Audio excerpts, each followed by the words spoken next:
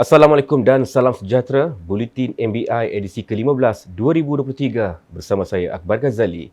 Terima kasih kerana setia menonton Buletin MBI. Berikut fokus utama edisi kali ini.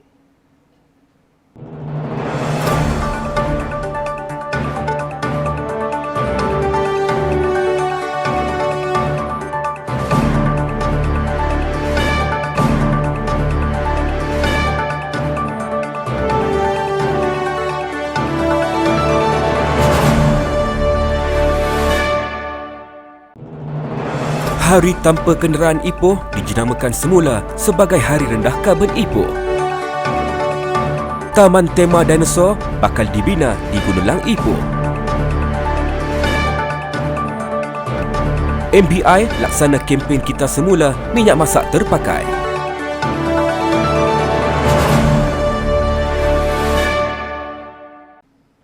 Majlis Bandaraya Ipoh MBI membuat penjenamaan semula program Hari Tanpa Kenderaan Ipoh kepada Hari Rendah Karbon Ipoh.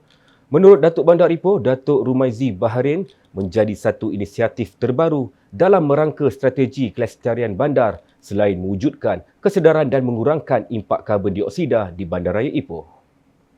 Jelas beliau, menerusi program berkenaan, ia akan memberikan pelbagai manfaat kepada semua warga kota termasuk agensi, pertubuhan bukan kerajaan, NGO dan individu menerusi pelbagai aktiviti yang dianjurkan.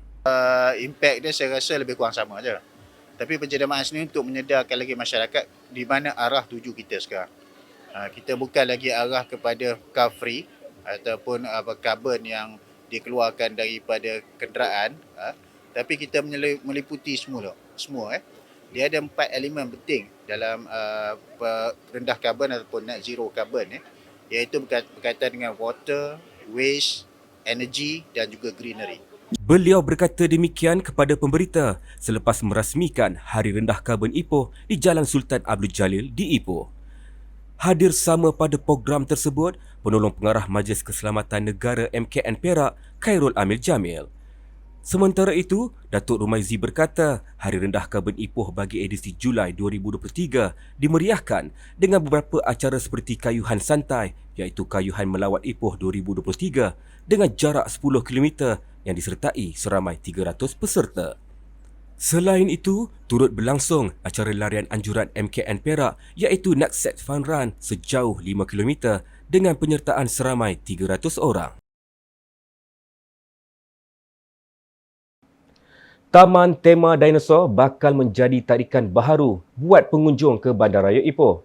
Pembinaannya yang melibatkan kos sebanyak RM7 juta itu akan dibina di Taman Rekreasi Gunung Lang, Ipoh. Datuk Bandar Ipoh, Datuk Rumaizi Baharin berkata, projek yang dibangunkan menerusi kerjasama Majlis Bandaraya Ipoh MBI dengan syarikat Payback Berhad itu akan dimulakan awal tahun depan di atas tanah seluas 2.4 hektar. InsyaAllah tahun ini kita akan siapkan seluruh plan, pre-development plan. Pembukaan mungkin boleh dimulakan awal tahun depan. Dalam tempoh 6 bulan mungkin bulan 8 tahun depan boleh. Beliau berkata demikian selepas menandatangani memorandum persefahaman bagi cadangan pembinaan Taman Tema Dinosaur bersama syarikat Payback Berhad yang diwakili pengurusinya Nur Ali Nordin di bangunan MBI di Ipoh. Sebelum ini, terdapat 6 taman dinosaur yang sudah beroperasi di Malaysia iaitu The Top Komta Pulau Pinang, Resort World Genting Highland, Pusat Sains Negara Kuala Lumpur, Zoo Teruntum Kuantan, Zoo Melaka, dan Jurassic Land Tuaran Sabah.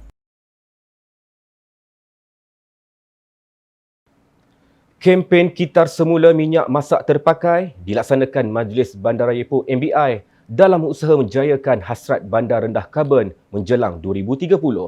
Dan bagi tujuan itu, setakat ini 5 metrik tan minyak berjaya dikumpul melibatkan 1,400 premis perniagaan. Datuk Bandar Ipoh, Datuk Rumaizi Baharin turut memaklumkan selain dapat mengurangkan masalah pembaziran, program ekonomi kitaran ini juga mampu menambah pendapatan peniaga dan industri kecil menerusi aktiviti kitar semula. Tapi untuk buat permulaan, apa-apa polisi ni kita pendidikan. Sebelum kita pergi kepada enforcement, kita kena educate. So sekarang ni dalam proses pendidikan. Sebab kita pun baru mula bulan Mac tahun ni. Mungkin setahun 2 tahun ni masih lagi dalam proses education. Mungkin lepas ni baru enforcement. Beliau berkata demikian selepas majlis perasmian kempen Kitar Semula Minyak Terpakai peringkat MBI di Medan Selera Dataran Datuk Sagor Ipoh. Dalam pada itu, Datuk Rumaizi turut memaklumkan MBI turut merancang untuk mewujudkan satu aplikasi bagi memudahkan urusan pembayaran antara peniaga syarikat minyak terpakai berlesen atau diiktiraf pihak MBI.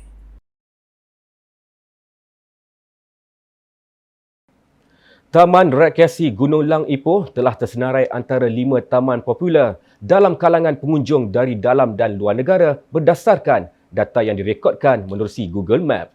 Datuk Bandar Ipoh, Datuk Rumaizi Baharin berkata, pencapaian itu berdasarkan data Google Map dari 20 Februari tahun lalu hingga 21 Mac lepas. Menurut beliau, kejayaan itu sekaligus dapat menarik kehadiran lebih ramai pelancong dari dalam dan luar negara ke bandaraya ini bersempena Tahun Melawat Ipoh 2023 dan Tahun Melawat Perak 2024. Bila kita tengok Google Map punya report, Gunung Lang masih lagi antara tempat carian utama. Utamanya termasuk pelancong asing. Ya, dia punya kajian tu dia kata ada 3 negara selain daripada domestik punya carian. Termasuk dia ambil sampling untuk 3 negara, Singapura, Australia dan Indonesia. Dia meletakkan di dalam Malaysia ni Gunung Lang ni carian yang kelima bagi taman. Untuk taman lah, rekreasi. Beliau berkata demikian dalam satu sidang media di bangunan MBI di Ipoh.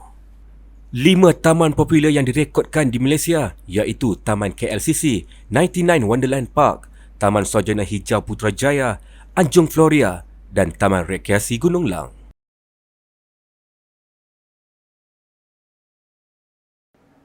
Satu memorandum persefahaman MOU telah dimeterai antara Universiti Antarabangsa Quest QIU Perak bersama HTM Farmasi dan Doubletree by Hilton Damai Laut Resort untuk bekerjasama dalam sijil kecekapan dalam bidang hospitality dan farmasi.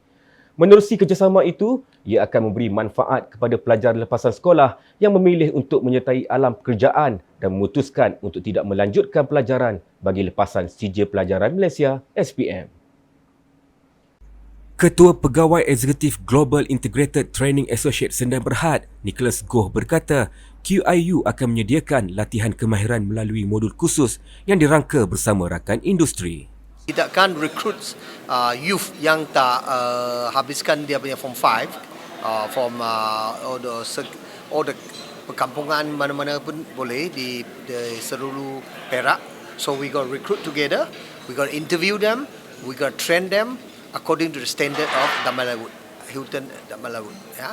So selepas all the training sampai dia reach the competency, then they go straight to the industry. Beliau berkata demikian dalam sidang media selepas majlis menandatangani MOU tersebut di QIU Ipoh Perak. Hadir sama pada program berkenaan Datuk Bandar Ipoh, Datuk Rumaizi Baharin. Kita laksanakan ni sebab salah satu daripada dasar kita untuk menjadikan Ipoh seperti yang diumumkan sebelum ni sebagai bandar TVET. Iaitu kursus-kursus yang kita lahir untuk melahirkan generasi-generasi yang dikendaki oleh industri. Ya. Sekarang ni masalah kita industri kita ni banyak diisi di peringkat pelaksana ni banyak diisi oleh tenaga luar, pekerja asing. Tapi sekarang ni kita cuba merancang untuk memastikan pelaksana itu dapat diisi oleh pekerja daripada rakyat tempatan yang mempunyai kemahiran yang sama ataupun lebih tinggi daripada warga asing.